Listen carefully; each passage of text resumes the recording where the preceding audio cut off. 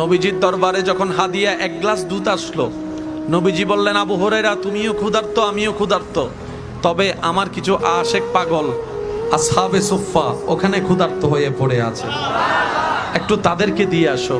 আবু হুরায়রা রাদিয়াল্লাহু তাআলা একবারও চিন্তা করলেন নাই 70 জন মানুষ এক গ্লাস দুধ দিয়ে, 70 জন মানুষের এক গ্লাস দুধ দিয়ে কেমনে কি হবে, কার কয়জনের পেট ভরবে, চিন্তা করে নাই। নবী হুকুম দিতে দেরি, আবু হুরায়রা রাদিয়াল্লাহু তাআলা যাইতে দেরি করে নাই, যাইতে দেরি করে নাই। আমরা কল্পনার জগতে প্রশ্ন করলাম, 70 জন ক্ষুধার্ত, একটা গ্লাস দুধ, হাউ ক্যান পসিবল? এটা তো কোনোভাবেই সম্ভবপর নয়। একডুক একডুক খেলেও তো 70 জন এক গ্লাস দিয়ে কভার হয় না।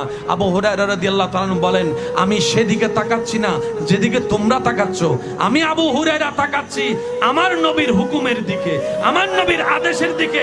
আমার এত কিছু চিন্তা করার দরকার নাই, কারণ আমি আবু হুরায়রা জানি